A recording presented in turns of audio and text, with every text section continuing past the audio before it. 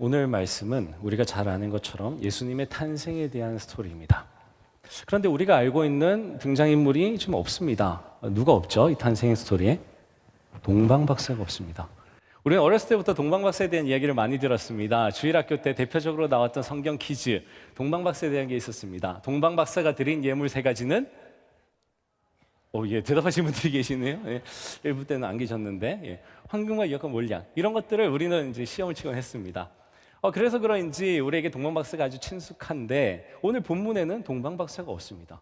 대신에 동방박사 대신에 한 인물이 등장을 하는데, 무려 8절에서 20절까지의 내용을 다 이 인물들에 대한 기록으로 가득 차 있습니다. 그 인물들이 누굴까요? 목자들입니다. 동방박사 대신에 오늘 누가복음 2장의 예수님의 탄생 기사에 나와 있는 이 목자들, 여러분, 이 목자들이 도대체 어떤 사람들이었길래 오늘 읽으신 것처럼 이 목자들이 그런 어마어마한 복을 누리게 됐을까요? 이 목자들이 어떤 복을 누렸죠? 밤에 일을 하고 있었습니다. 양을 치고 있었어요. 그런데 갑자기 영광의 빛이 임합니다. 이 영광의 빛을 뭐라고 하냐면 쉐카이나 글로리, 히브리어로 쉐키나라고 합니다. 하나님의 임재가 있을 때 드리워지는 빛입니다. 이 빛을 뭘로 상상할 수 있을까요? 제가 보니까 이 본당의 빛과 비슷할 것 같기도 합니다. 깜깜한 밤이었습니다. 밤이 갑자기 낮으로 바뀐 게 아닙니다. 그 한밤중에 빛이 임하는 겁니다. 하나님께서 마치 임재하시는, 그걸 연상할 수 있고 느낄 수 있고, 이 목자들이요 두려워서 떨었다고 합니다. 그럴 정도로 어마어마한 빛이 임합니다. 그 영광의 임재의 빛을 봤습니다. 그렇게 떨고 있는데 천사들의 음성이 들립니다. 두려워하지 말라고 합니다.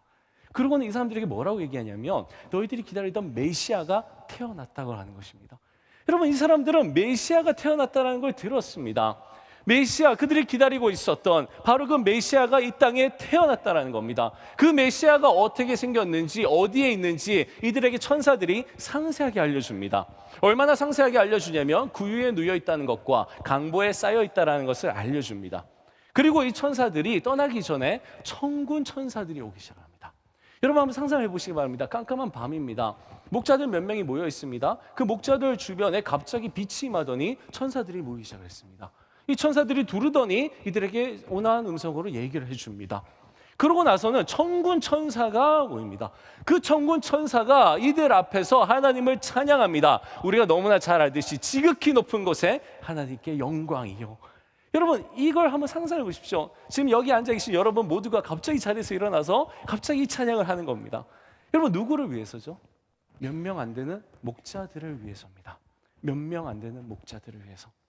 여러분, 우리는 이 광경을 볼 것입니다. 요한계시록에 쓰여 있는 것처럼 흰옷 입은 주의 백성들이 모여 있을 때에 천국과 천사들이 나팔을 불고 찬양을 할 것입니다. 우리를 맞이할 것입니다. 그런데 지금 단지 목자들 몇 명입니다. 도대체 이 사람들이 어떤 사람이길래 이 목자들 몇 명이 이 영광스러운 하나님의 임재와 이 천사들의 현영과 이 놀라운 천군 천사들의 그 하늘의 예배를 경험했을까요? 여러분, 부럽지 않으십니까? 저는 너무나 부럽습니다. 저도 그 임재 맛보고 싶습니다. 저도 그 임재 속에서 예배 드리고 싶습니다. 한 번을 예배를 드려도 어쩌면 우리 한소망의 예배 같을까요? 이 예배처럼 영광스러운 예배 드리고 싶습니다. 그리고 천사들의 세밀한 음성 듣고 싶습니다. 여러분, 이게 우리의 마음입니다. 도대체 이 목자들은 누구였길래 이런 영광을 맛보게 됐을까요? 궁금해졌습니다. 여러분, 성경을 보실 때에 그 성경 안에서 궁금한 것들이 생기시면 주변을 살피시길 바랍니다. 제가 성경 아카데미를 하면 드리는 말씀인데요, 성경을 보실 때에 탐정놀이를 하듯이 보셨으면 좋겠습니다. 성경 안에는 단서들이 들어있습니다. 이 성경 어떻게 해석하지? 난해한데? 그러면 그곳에 단서들이 있어요. 그 단서들이 되는 단어 하나하나, 구절 하나하나를 찾다 보면 실마리가 풀어지는 경험들을 하시게 될 겁니다. 이번에도 마찬가지로 저는 접근을 했습니다. 단서들을 찾기 시작했습니다. 이 목자들이 과연 누구일까? 성경은 자세하게 알려주지 않았습니다. 신학자들의 책을 읽어봤습니다. 그 신학자들도 이런저런 추측을 할 뿐 성경적인 근거를 대면서 결론을 내리지는 못했습니다. 그래서 성경을 찾는 가운데에 저는 한 단어를 발견하게 됩니다. 이 단어가 뭐냐면 8절에 나와 있는 바로 그 지역에라는 단어입니다. 여러분, 이 목자들이 머물렀던 곳이 어디냐면 바로 그 지역이었습니다. 동방박사는요, 그러지 않았습니다. 동방박사는 멀리서, 어디서 왔는지 모르지만 멀리서부터 별을 보고 왔습니다. 별을 보고 왔기 때문에 그들을 희미하게 알고 왔습니다. 그래서 헤롯에게 물어보기도 합니다. 하지만 이 목자들은요, 그렇지 않습니다. 그 지역에 살고 있던 목자들이었습니다. 그 지역에서 일을 하고 있던 목자들이었습니다. 그 지역에. 그럼 이 지역이 어떤 지역일까요? 이 지역은 베들레헴 근처입니다. 베들레헴 근방에는 양들이 굉장히 많았습니다. 그 이유는 베들레헴과 예루살렘은 얼마 떨어져 있지 않습니다. 예루살렘에서는 늘 제사가 있었기 때문에 양들이 제물로 바쳐집니다. 흠없는 어린 양들을 계속해서 길러내야 됩니다. 그 역할을 감당했던 곳이 바로 이 베들레헴이고 베들레헴 근처입니다. 이곳의 옛날 지명은 베탁게렘이라고 합니다. 이 베탁게렘, 어떤 사람들이 도대체 살았는가, 어떤 사람이 베탁게렘에서 양을 치며 살았는가 봤더니 느헤미야 3장 14절에 베탁게렘에 대한 단서가 나왔습니다. 이 베탁게렘을 다스렸던 사람이 누구냐면 레갑이라는 사람의 아들인 말기야라고 나옵니다. 레갑의 후손들이 이 베탁게렘 지역에서 양을 치면서 살았던 겁니다. 그럼 도대체 이 레갑은 누굴까? 레갑의 후손들이 이 목자일 가능성이 크잖아요. 예수님의 탄생을 들었던 천사들로부터 듣고 봤던, 그리고 전했던 바로 이 목자들의 가능성이 큽니다. 그래서 이 레갑이 도대체 어떤 사람이며 레갑의 후손들은 어떤 사람인가 찾았습니다. 드디어 찾았습니다. 예레미야 35장에 그 레갑의 후손들에 대한 이야기가 나왔습니다. 성경을 가지고 계신 분들은 예레미야 35장을 지금 펴보시길 바랍니다. 펴서서 보시면서 제 이야기를 들으시면 되겠습니다. 예레미야 35장입니다. 하루는 하나님께서 이 예레미야 선지자를 부르십니다. 예레미야 선지자를 부르셔가지고 뭐라고 얘기하시냐면 레갑의 자손들이 있는데 이 레갑의 자손들을 다 불러 모아서 성전에 드리라는 겁니다. 성전에 있는 방들이 있었는데 그 방 중에 한 방에 데려다 놓고 이들에게 포도주를 마시게 하라는 겁니다. 여러분, 이게 바로 하나님께서 예레미야 선지자에게 주신 말씀이었습니다. 예레미야 선지자는 이들을 찾아갑니다. 레갑 자손들을 다 불러 모읍니다. 레갑 자손의 리더격으로 보이는 사람들의 이름이 성경에 나와 있습니다. 그리고 성경에는 모든 레갑의 자손들이 다 왔다고 합니다. 몇 명이나 됐는지 모르겠지만 성전의 한 방에 그 사람들이 들어갔습니다. 들어갔는데 이 사람들을 이 예레미야 선지자가 어느 방으로 인도를 하느냐, 성경에 기사가 나와 있는데 그 기사를 보면 고관 대신들이 머물던 방의 옆방이었습니다. 그리고 제사장들이 머무는 방이 있는 곳이었습니다. 여러분, 한번 생각해 보십시오. 하나님의 집인 성전입니다. 그곳에 레갑 자손들이 예레미야 선지자를 따라갑니다. 어디로 가느냐? 고관 대신들이 머무는 방들이 있는 곳입니다. 제사장들이 머무는 방들이 있는 곳입니다. 그곳에 가서 섭니다. 그리고 그들 앞에는 포도주가 이렇게 나와 있습니다. 많은 잔들이 있습니다. 그리고 예레미야 선지자가 얘기합니다. 포도주를 마시라. 예레미야 선지자가 성경에, 우리말 성경에는 그 뉘앙스가 안 나와 있지만 원어로 보면 이 얘기했던 마시라라는 건 포도주 드세요 이런 정도가 아니라 강하게 외치는 명령이었다고 합니다. 포도주를 마시라는 겁니다. 근데 놀랍게도 이 사람들이 거절을 합니다. 여러분, 한번 생각해 보시기 바랍니다. 이 레갑의 자손들, 여러분, 레갑이라는 이름은 굉장히 생소합니다. 그렇죠? 생소한 이유가 이 레갑의 자손은 12지파 안에 들어가는 이스라엘 백성들이 아닙니다. 이방인들이었습니다. 이방의 소수 민족이었습니다. 이스라엘 백성들과 함께 살고 있었던 이방의 소수 민족, 바로 그들이 레갑의 후손들이었습니다.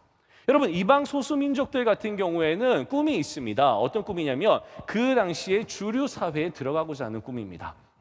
어떤 교회를 붙잡든지 그 교회를 붙잡아서, 어떤 연주를 붙잡든지 잡아서 주류 사회에 들어가고 싶은 겁니다. 이들이 이스라엘 백성들이 아니었기 때문에, 하나님의 선민들이 아니었기 때문에 이들에게는 하나님으로부터의 그 돌보심, 보호하심에 대한 시큐리티도 없었습니다. 보장도 없었습니다. 여러분, 이들은 어쩌든지 이스라엘 백성들에게 붙어 있어야만 했었습니다. 그 기회가 온 것입니다. 지금 이스라엘 성전입니다. 여러분, 성전이 어떤 곳입니까? 이 성전은 단순히 제사만 지내는 곳이 아닙니다. 이스라엘 모든 남자들이 모이는 곳입니다. 경제계에서 한 인물 하시는 분들, 정치계에서 내노라 하시는 분들, 그분들이 다 모이는 곳입니다. 종교의 중앙 집권지요, 그 다음에 권력의 중앙지가 바로 이 성전이었습니다. 그 성전에서도 바로 그 권력자들이 모여있는, 고관 대신들이 모여있는 방입니다. 여러분, 그 방 앞에서 이 소수민족인 레갑 자손들이 지금 모여 있습니다. 그리고 이들 앞에는 마치 그들이 베풀어준 바로 그 포도주가 있습니다. 그리고 예레미야 선지자의 입을 통하여서 이 포도주를 마시라라고 얘기를 합니다. 그러면요, 감사하면서 마시면 되잖아요. 너무 감사합니다. 드디어 우리를 알아주시는군요. 드디어 우리 레갑의 후손들을 알아주시는군요. 예, 바로 우리가 레갑의 후손들입니다 하면서 벌컥벌컥 마시면 됩니다. 그런데 너무나 당당하게 우리는 마시지 않겠습니다라고 얘기를 합니다. 여러분, 그들이 교회 다니는 사람이라서 그런가요? 그렇지 않습니다. 이때 당시에 이 사람들에게 포도주를 마시는 건 율법적으로도 관습적으로도 전혀 문제가 없습니다. 그냥 마셔버리면 되는 겁니다. 그리고 그들에게 잘 보여서 한 자리 차지하고 그걸 연출 삼아서 이 레갑의 후손들이 이제 이스라엘의 중앙으로 들어가면 되는 겁니다. 그런데 이것을 과감하게 당당하게 선포합니다. 우리는 마시지 않겠습니다라고 얘기를 합니다. 여러분 아마 다 놀랐을 겁니다. 하나님의 말씀을 받고 그들을 데려왔던 예레미야 선지자도 놀랐을 겁니다. 이들의 반응, 기가 막힐 노릇입니다. 이들이 어쩌자고 이러는 것인가? 여러분 그들이 왜 안 마시겠다고 했는지 그 내용이 예레미야 35장 6절부터 나와 있습니다. 같이 한번 보시겠습니다. 그들이 이르되 우리는 포도주를 마시지 아니하겠노라. 레갑의 아들 우리 선조 요나답이 우리에게 명령하여 이르기를 너희와 너희 자손은 영원히 포도주를 마시지 말며 너희가 집도 짓지 말며 파종도 하지 말며 포도원을 소유하지도 말고 너희는 평생 동안 장막에 살아라.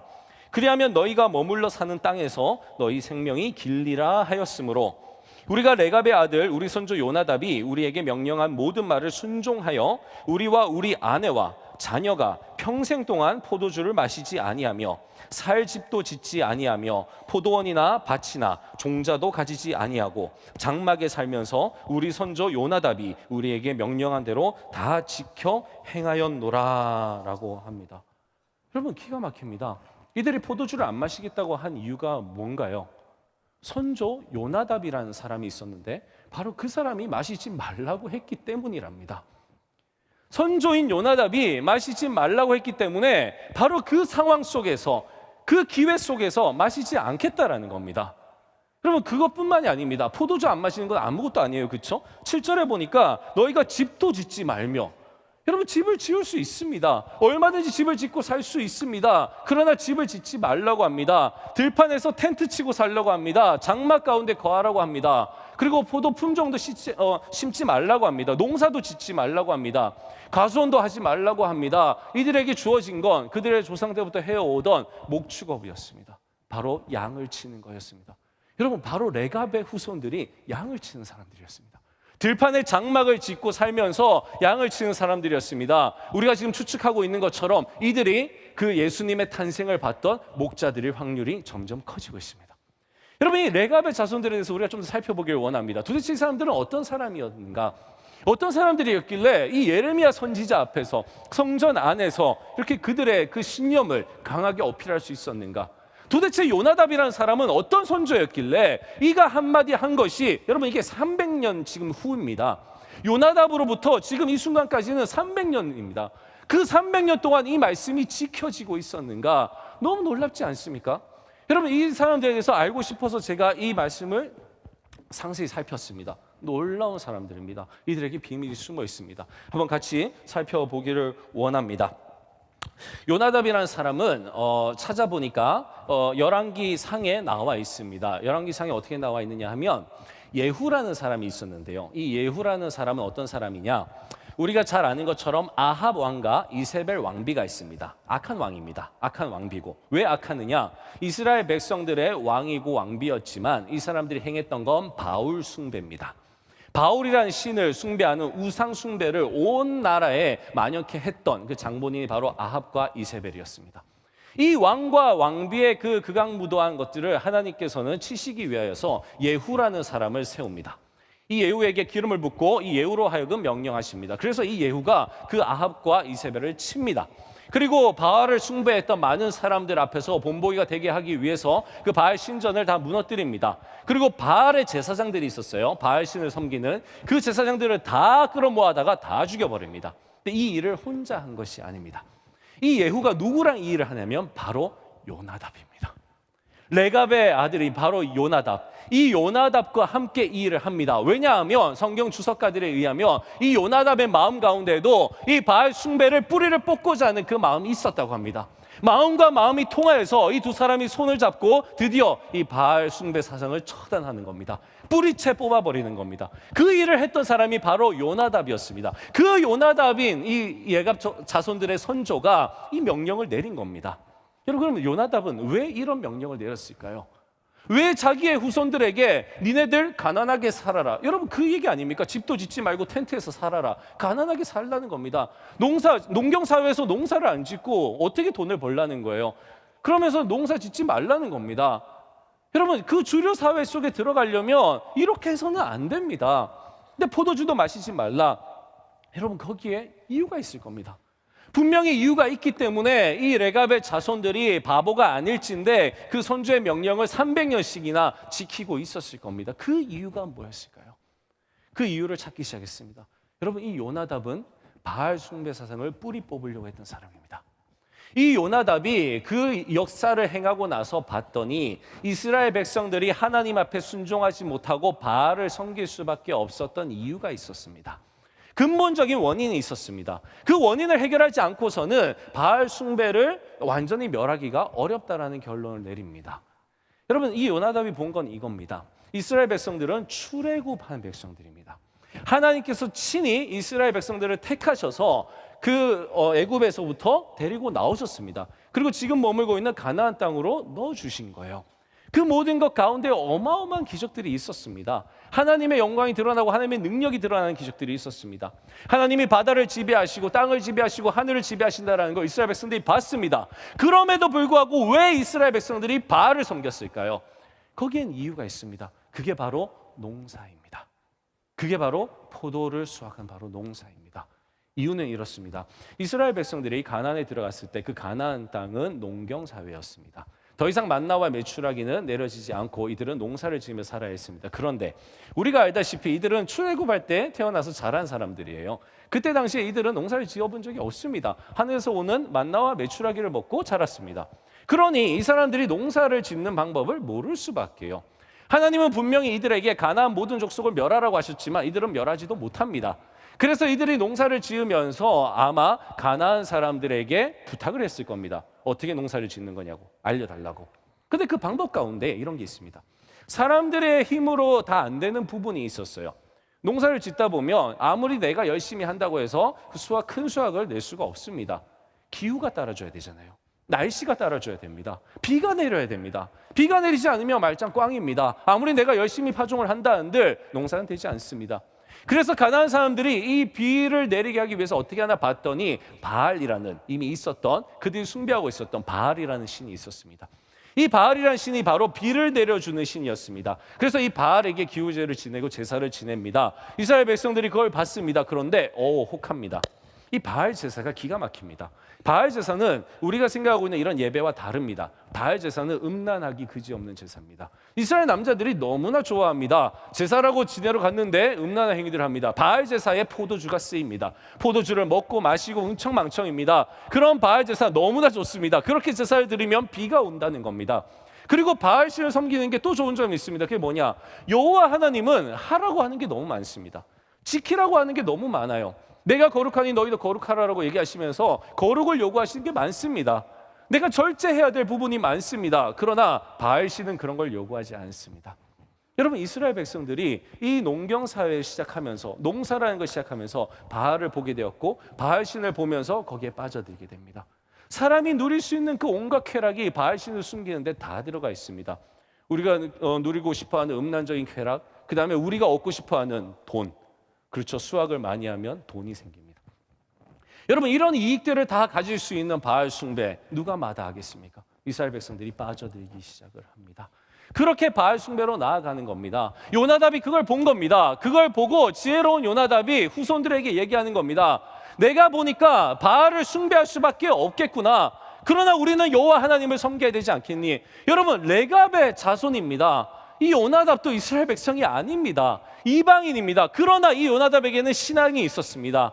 이 요나답은 자기의 후손들에게 여호와 하나님을 물려주고 싶었습니다. 여호와 하나님이 하나님이시라는 거, 여호와 하나님이 주인이시라는 거, 여호와 하나님이 비를 주관하신다라는 걸 이스라엘 백성들이 가나안 족속에게 얘기해야 됐음에도 불구하고 그들은 얘기하지 않았습니다.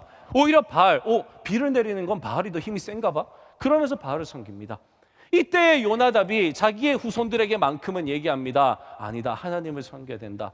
그러면서 근원적인 가르침을 주는 겁니다. 포도주를 마시지 말라. 포도원도 갖지 말라. 그리고 농사도 짓지 말라. 그리고 또 하나 주는 게 집을 짓지 말라는 겁니다. 집은 왜 짓지 말라 그랬을까요? 집을 짓지 말라는 건 이런 이유로 추측해 볼 수 있습니다. 우리가 집을 짓게 되면 그곳에 정착을 하게 되는 거고, 정착을 하게 되면 거기서 우리는 더 많은 것을 얻고자 합니다. 우리가 여행을 갔을 때에 가구를 사지 않습니다. 여행 가서 가구 사는 사람은 바보입니다. 왜요? 가지고 들어오는 비용이 더 비쌉니다. 우리는 그 여행지를 떠날 거기 때문에 그곳에서 많은 걸 쌓으려고 하지 않습니다. 그러나 신혼부부는 집을 장만한 신혼부부는 가구를 삽니다. 왜요? 그곳에 채워 넣으려고요. 정착할 거니까요. 성경은 우리에게 얘기를 합니다. 성경은 이 땅이 우리가 잠시 지나갈 곳이라고 얘기를 합니다. 이 땅은 우리가 머물 곳이 아닙니다. 우리가 가야 될 곳은 따로 있습니다. 아마 요나답은 그것을 알았던 것 같습니다. 이 자기의 후손들이 어디엔가 정착을 하고 그곳에 집을 짓고 살게 되면 역시나 욕심에 빠지겠구나. 역시나 세상 욕심에 빠져서 결국에는 또 바알을 찾겠구나. 그래서 아예 근원적으로 그것도 뿌리 뽑아버리는 겁니다. 텐트 치고 살라는 겁니다. 왜 텐트일까요? 언제든지 움직일 수 있습니다. 그리고 텐트 속에 무엇인가를 갖춘다는 건 어울리지도 않습니다. 왜요? 텐트에 산다라는 개념 자체가 나는 언제든지 이곳을 떠날 것이라는 개념이기 때문입니다. 그것 때문에 요나답은 이렇게 줬어요. 이 요나답의 명령은 그냥 명령이 아니라 사랑이었습니다. 자기의 자녀들, 자기의 후손들, 더 이상 이스라엘 백성들처럼 하나님 앞에 멸망당하지 않고 이스라엘 백성들이 아무리 멸망당하든 유다 백성들이 아무리 멸망당하든 우리 레갑의 후손들만큼은 하나님 앞에 서 있자. 여러분 그 마음이 담겨져 있는 그 하나님 앞에서 누릴 수 있는 복을 주고자 하는 바로 그 선조의 사랑이 바로 그것이 요나답의 명령이었고 바로 그 명령을 이 후손들은 깨닫고 지켜나갔던 것입니다. 여러분 이것이 바로 레가 후손들이 300년 동안이나 지켜왔고 오늘도 선지자 예레미야 앞에서 오늘도 바로 그 성전 앞에서 오늘도 바로 그 권력자들 앞에서 오늘도 바로 그 이스라엘의 주류 사회 앞에서 당당하게 얘기할 수 있는 이유입니다. 우리는 우리 선조 요나답이 왜 이런 명령을 했는지 압니다. 이 명령이 우리를 하나님 앞에서 지킨다는 걸 압니다. 그래서 우리는 오늘도 포도주를 마시지 않겠습니다. 이것이 바로 레가 후손들의 정신이었습니다. 여러분 이렇게 대단한 사람들이었습니다. 그러면 왜 하나님께서는 오늘 예레미야에게 이 레가 후손들의 이야기를 하실까요? 왜 이들을 데려다가 본보기로 삼으실까요? 그 이유가 14절에 나옵니다. 한번 다 같이 보겠습니다. 예레미야 35장 14절입니다. 레갑의 아들 요나답이 그의 자손에게 포도주를 마시지 말라 한 그 명령은 실행되도다. 지금 하나님 말씀하시는 겁니다. 레갑의 아들 요나답이 그의 자손에게 포도주를 마시지 말라 한 그 명령은 실행되도다. 그들은 그 선조의 명령을 순종하여 오늘까지 마시지 아니하거늘 내가 너희에게 말하고 끊임없이 말하여도 너희는 내게 순종하지 아니하도다. 내가 내 종 모든 선지자를 너희에게 보내고 끊임없이 보내며 이르기를 너희는 이제 각기 악한 길에서 돌이켜 행위를 고치고 다른 신을 따라 그를 섬기지 말라. 그리하면 너희는 내가 너희와 너희 선조에게 준 이 땅에 살리라 하여도 너희가 귀를 기울이지 아니하며 내게 순종하지 아니하였느니라. 여러분 지금 하나님께서는 예레미야 선지자에게 보여주고 싶은 겁니다. 한낱 사람에 불과한 한낱 선조 그냥 조상에 불과한 그 사람의 말을 300년 동안이나 지켜가는 이 레갑 족속들이 있다. 이들의 신념을 보라는 겁니다. 나는 하나님 여호와인데 나는 너희들을 출애굽시켜준 너희들에게 구원을 베풀어준 하나님 여호와인데 나는 너희의 하나님이 되어서 너희의 인생을 책임져 주겠다라고 했던 바로 그 하나님 여호와인데 나는 너희의 주인인데 왜? 나는 너희의 창조주인데 왜 도대체 내 말은 듣지 않느냐는 겁니다. 레갑의 자손들이 그렇게 선조의 그 말을 소중하게 생각하고 그것을 지키고 보존하고 물려주고 있는 그때에 왜 이스라엘 백성들은 하나님의 말씀을 소중히 여기지도 않고 지키지도 않고 물려주지도 않느냐는 겁니다. 왜 너희들은 나의 말을 그렇게 하찮게 여기느냐는 겁니다. 그걸 바로 레갑 족속들을 데려다가 예레미야 선지자에게 보여주는 겁니다. 그 앞에서 보여주는 겁니다. 그들의 당당한 태도, 나는 포도주를 마시지 않겠습니다. 내 선조가 이렇게 얘기했기 때문입니다. 그들의 그 신념의 태도, 확고한 태도, 이 태도를 보여주고 싶은 겁니다. 온 이스라엘 백성들을 통하여서 하나님의 자녀들을 통해서 받고 싶으신 것이 바로 그 태도인 겁니다. 나는 하나님의 자녀입니다. 나는 하나님의 백성입니다. 그래서 나는 이러한 것들을 하지 않겠습니다. 나는 하나님의 백성입니다. 그래서 세상의 가치관대로 살지 않겠습니다. 여러분 그걸 하나님은 보시고 싶으신 겁니다. 그런데 안타깝게도 이스라엘 백성들은 보여드리지 못했습니다. 결국에 북이스라엘도 멸망하고 남유다도 멸망의 길로 가버리고 맙니다. 그런데 놀라운 사실은요, 그 상황 속에서 이 레갑의 후손들은 어떻게 됐을까요? 네, 여전히 살아남아 있습니다. 그리고 하나님께서 약속하신 것처럼 여전히 하나님 앞에 서 있습니다. 그래서 더더욱 이 목자들이 예수님의 탄생의 소식을 듣게 된 바로 이 목자들이 레갑의 후손일 거라고 감히 추측하는 겁니다. 여러분, 그 목자들은요, 만약에 그 목자들이 레갑의 후손들이 맞다라면 이 목자들은 그냥 단순한 목자들이 아닙니다. 그렇죠? 그냥 그 동네에 살았기 때문에 그 임재를 맛보고 천사들의 음성을 듣고 예수님이 태어나신 걸 본 게 아닙니다. 그 지역 속에서 살게 된 것도 이유가 있지만 그 사람들이 하나님을 기다리는 메시아 신앙을 가지고 있었습니다. 선조 요나답은 신앙을 가지고 있었습니다. 이 레갑의 후손들도 신앙을 가지고 있었습니다. 그들은 어쩌면 이렇게 선조들의 명령을 따르는 것처럼 하나님의 아버지께서 주셨던 바로 그 명령을 이스라엘 백성들보다 더 따르고 살았을 겁니다. 이스라엘 백성들이 가지고 있었던 그 메시아를 기다리는 그 사상을 이들은 가지고 있었습니다. 그들이 기다리던 그 메시아가 태어났을 때에 하나님께서는 이들에게 가시는 겁니다. 이 목자들에게 가셔서 이들에게 보여주시는 겁니다. 너희가 기다리던 바로 그 메시아가 나타났다. 여러분, 영광스러운 임재를 맛봅니다. 그 영광스러운 임재 가운데 천사가 안내를 해줍니다. 세세하게 안내주는 그 안내를 듣고 났더니 천군 천사가 찬양을 하는 걸 보여줍니다. 하나님이시라는 확신을 줍니다. 그 하나님을 만나고 여러분 그 영광스러운 예배를 드리고 이들이 달려갑니다. 빨리 갑니다. 성경에 그 표현이 나옵니다. 빨리 가서 찾습니다. 찾았더니 아니나 다를까 천사들이 얘기해 준 것처럼 한 아기가 말 구유에 강보에 쌓인 채 누워 있습니다. 여러분 이들에게 다가가서 이 목자들이 뭐라고 전하는지 아십니까? 메시아가 태어났다는 겁니다. 그리스도 주께서 나셨다는 겁니다. 여러분 이 목자들이 누구한테 지금 이 얘기를 하는 겁니까? 엄마 아빠한테 하는 겁니다. 예수님의 엄마 아빠 마리아와 요셉에게 확증시켜 주는 겁니다. 마리아와 요셉은 알았습니다. 언제요? 잉태했을 때 알았습니다. 몇 달 전이었죠. 그때 잉태했을 때 천사가 와서 얘기해 줬습니다. 그러나 그 뒤로 소식이 없다가 지금 태어나니까 이 목자들이 와가지고, 여러분 대제사장이 온 게 아닙니다. 선지자가 온 게 아닙니다. 이 목자들이 와가지고 알려줍니다. 이 엄마 아빠한테요. 그리스도 주십니다라고 얘기를 합니다. 그리고 경배를 드리고 이들은 하나님께 감사를 돌리면서 돌아갑니다. 여러분 이게 바로 레갑의 후손들이 받았던 복이었습니다. 저는 이 복을 누리고 싶습니다. 레갑의 후손들이 순종하면서 따랐던 바로 그 명령들, 레갑의 후손들에게 포도주를 마시지 말라, 집을 짓지 말라 이런 명령들이 있었다면 오늘 하나님의 자녀들 된 우리 그리스도인들, 오늘도 레갑인들처럼 그렇게 하나님을 섬기며 순종하며 살아가고자 하는 마음이 역력하고 열정이 넘치는 바로 우리들에게 주어진 하나님의 말씀, 그 소중한 가치는 무엇일까요? 그건 바로 하나님의 나라입니다. 여러분 하나님의 나라를 위해서 하나님께서는 이스라엘 백성들을 선택하시고 출애굽시키신 겁니다.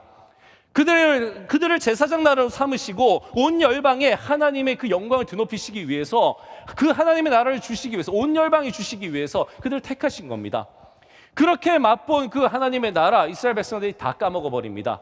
열방에 전하기는커녕 열방의 가치관들을 다 담아버립니다. 바알 숭배를 해버립니다. 급기야 하나님의 아들이신 예수 그리스도께서 이 땅에 오십니다.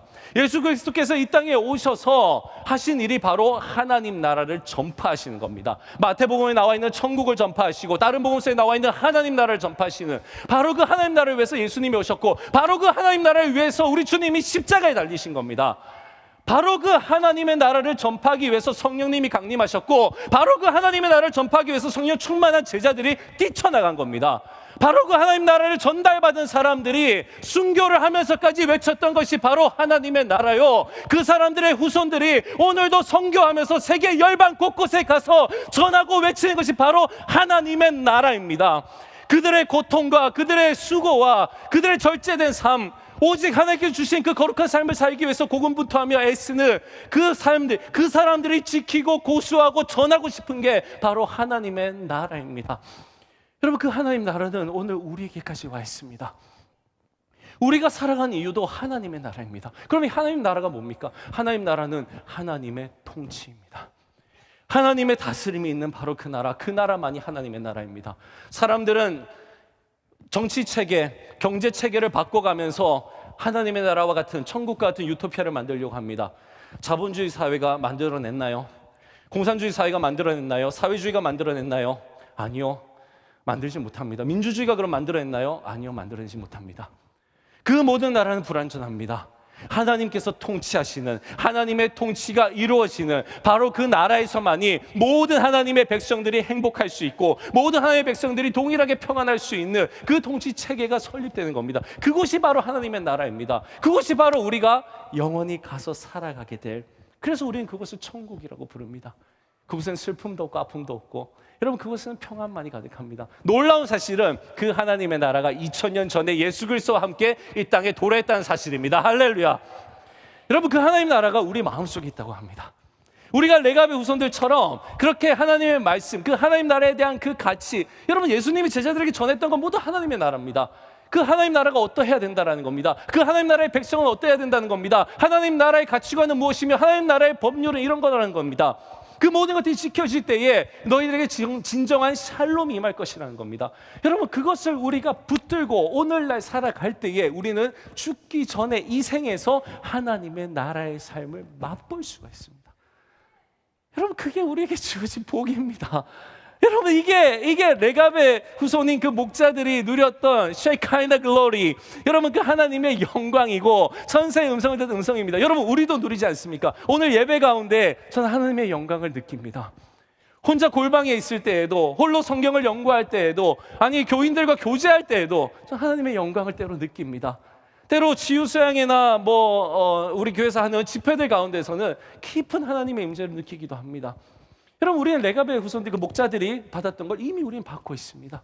또 우리는 뭘 받습니까? 레갑의 후손들이 천사들의 음성을 들었습니다. 세밀한 음성이었습니다. 희미하지 않았습니다. 너무나 정확했습니다. 여러분 우리는 오늘날 성령의 음성을 듣고 있습니다. 할렐루야. 여러분 그 음성 우리에겐 들립니다. 그 성령의 음성, 세밀한 음성, 너무나 디테일한 음성, 내 사업에 관련된 것도, 내 직장과 학업에 관련된 것도, 내 자녀 양육에 관련된 것도, 내 앞날 미래에 관련된 것들, 그 모든 부분에 있어서 하물며 나의 연애 생활에까지 우리 청년들 하나님의 세밀한 음성은 다 들립니다. 그 인도함을 받아서 우리는 살아갈 수 있습니다. 여러분 그리고 이 레갑의 후손들인 목자들이 뭘 받습니까? 예수님의 나심을 받습니다. 여러분 예수님을 인격적으로 만난 거예요. 독대한 겁니다. 여러분 우리도 주님을 인격적으로 만났습니다. 여러분 우리 그리스도인들은요 세상 사람들이 상상조차 할 수 없는 그 특권을 누리고 있습니다. 바로 하나님과 교제하는 거예요. 하나님과 동행하는 겁니다. 여러분 우리가 하는 이 기도를 하찮게 생각하지 마시기 바랍니다. 하나님과 우리가 얘기를 나눌 수 있는 겁니다. 그게 바로 기도라는 겁니다. 여러분 하나님을 믿지 않는 사람들, 성령의 인치심을 받지 않는 사람들은 죽었다 깨어도 누릴 수 없는 겁니다. 여러분 그걸 오늘날 우리에게 하나님은 주셨습니다. 왜요? 하나님 나라를 전하라는 겁니다. 레갑 자손들처럼 이 나라의 가치를 알고 하나님께서 명령하신 거니 그 가치를 알고 그 가치를 보존하고 그 가치를 나누라는 겁니다. 대대손손 우리 자손들에게 이 가치를 전하라는 겁니다. 여러분 그게 우리에게 주어진 거예요. 여러분 순종하는 자들에게는 하나님의 영광이 임합니다. 오늘 이 자리에는 지금 이 말이 무슨 말인지 모르시는 분들도 있을 겁니다. 하나님의 영광이 뭐야? 임재는 또 뭐야? 그 다음에 성령님의 음성이라는 건 뭐야? 여러분 잘 모르시겠거든. 오늘이 여러분을 위한 날입니다. 오늘 이 예배 가운데에 그 영광을 체험하시길 바라고, 오늘 이 예배 가운데 성령님의 민감 음성을 들어보시길 바랍니다. 간절히 축원합니다. 여러분 우리 모두 레갑의 후손들처럼 하나님께 주신 이 귀한 가치관 하나님의 나라 보존하고 우리가 지키고 또 나누며 전파하는 삶을 사시기 바랍니다. 그래서 레갑의 후손들이 예레미야 앞에서 당당하게 나는 마시지 않겠습니다. 어제도 안 마셨고 오늘도 안 마시고 내일도 안 마실 겁니다 라고 얘기하는 것처럼 세상에 나가서 당당하게 나는 하나님의 자녀입니다. 그래서 나는 하나님의 나라를 살고 있고 나는 하나님 나라를 전파하며 살 겁니다. 세상 가치관이 아니라 세상이 주는 돈을 따르는 만몬신이 이끄는 그 가치관이 아니라 하나님 나라의 가치관으로 내가 살아가겠습니다. 당당히 선포할 수 있는 저와 여러분 되시기를 간절히 축원합니다. 기도하시겠습니다. 하나님 아버지께서는 레갑의 후손들을 예로 드시면서 믿음의 사람들을 부끄럽게 하십니다. 이스라엘 민족도 아니었고 이방 민족의 소수 민족이었던 레갑의 후손들, 그들은 선주의 말을 너무나 소중히 여기고 지키고 보존해 나갔습니다. 오늘날 우리는 하나님을 섬기고 있습니다.